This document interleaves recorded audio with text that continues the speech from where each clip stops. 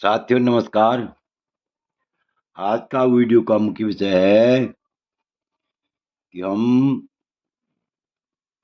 गण के संबंध में विचार करेंगे कि किस नक्षत्र का कौन सा गण होता है।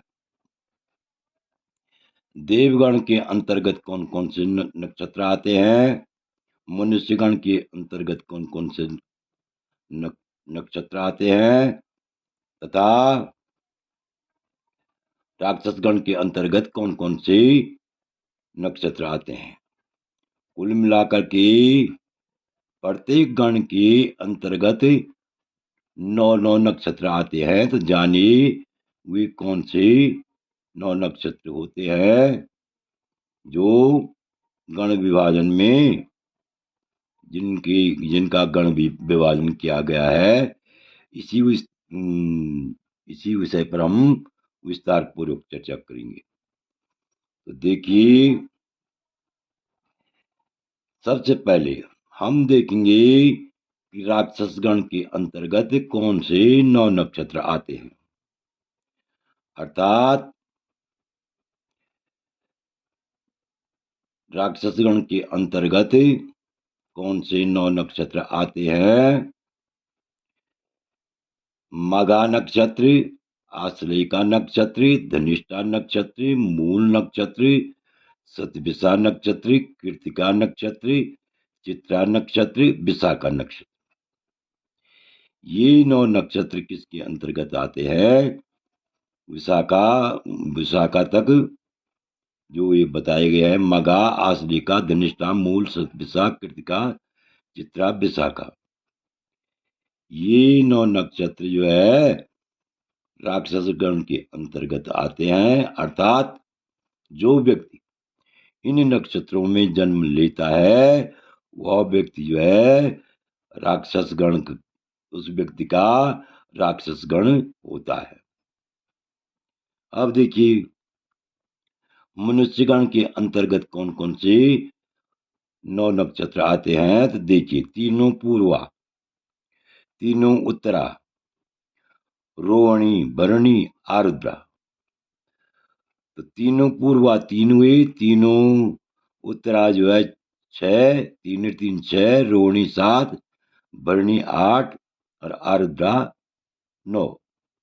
ये 9 नक्षत्र जो है इन 9 नक्षत्रों का मनुष्यगण होता है। ये 9 नक्षत्र मनुष्यगण के अंतर्गत आते हैं। तो तीनों पूर्वा कौन कौन से हुए। तीनों पूर्वा हुए पूर्वा फाल्गुनी, पूर्वाषाढ़ा, पूर्वा भाद्रपदा। और तीनों उत्तरा कौन कौन से हुए। पूर्व उत्तरा फाल्गुनी, उत्तराषाढ़ा, उत्तरा भाद्रपदा। ये 6 हो गई। रोहिणी 7, भरणी जो है 8 और आरुद्रा 9।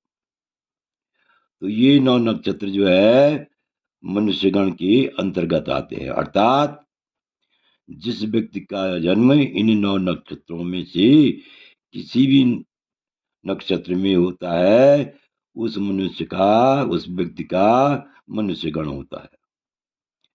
आगे देखिए, देवगण के अंतर्गत कौन कौन से नक्षत्र आते हैं। वे कौन से नक्षत्र होते हैं जिन नक्षत्रों का क्या होता है, देवगण होता है। तो देखिए,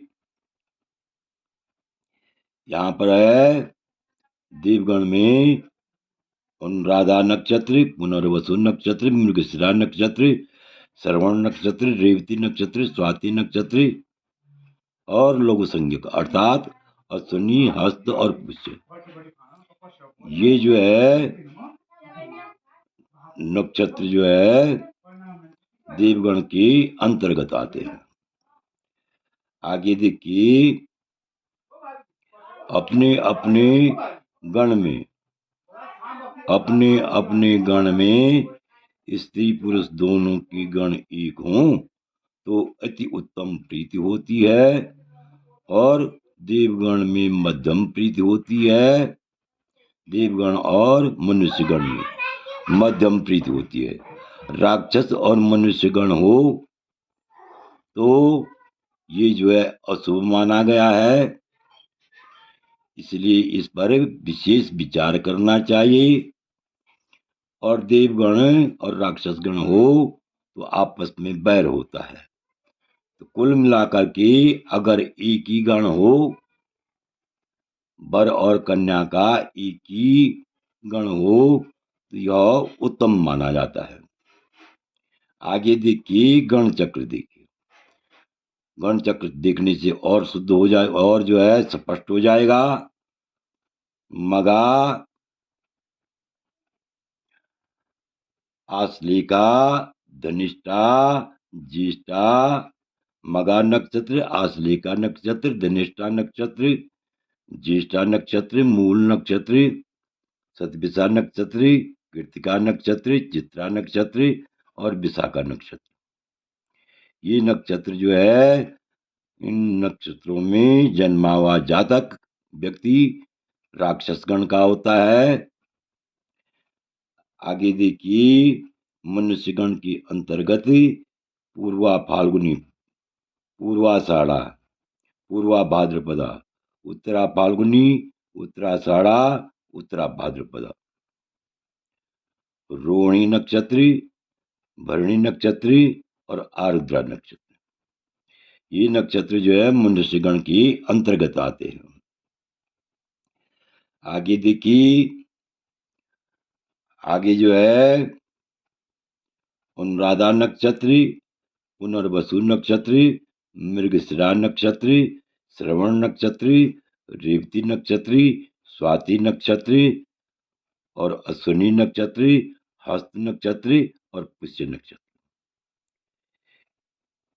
यदि जो है इन नक्षत्रों में किसी व्यक्ति का जन्म होता है तो उसका कौन सा गण होता है? देवगण होता है।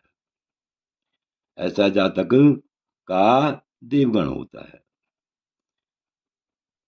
तो और विशेषकर यदि कभी जो है जन्म कुंडली का मिलान कर रहे हो तो मनुष्यगण और राक्षसगण में जो है पर विशेष विचार करना चाहिए। मनुष्यगण और राक्षसगण जो है शुभ नहीं माना जाता है, यह अशुभ फल देता है। दाम्पत्य जीवन में अत्यंत कलह होता है। और इसी प्रकार देवगण और राक्षसगण हो तो इस पर भी भली भांति विचार करना चाहिए। यदि देवगण और राक्षसगण हो तो आपस में क्या होता है? बैर होता है।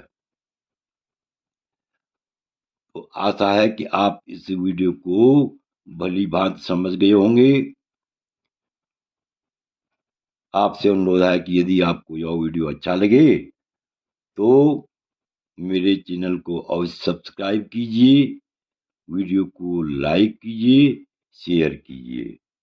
वीडियो देखने के लिए बहुत बहुत धन्यवाद। आपकी सुविधा के लिए यहाँ पर जो है गण चक्र दिया गया है।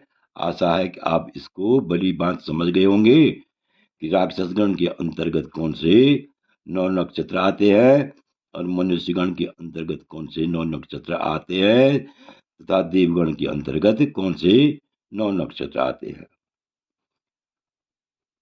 तो इसी के साथ मैं अपनी वाणी को विराम देता हूँ। वीडियो देखने के लिए बहुत बहुत पुनः धन्यवाद।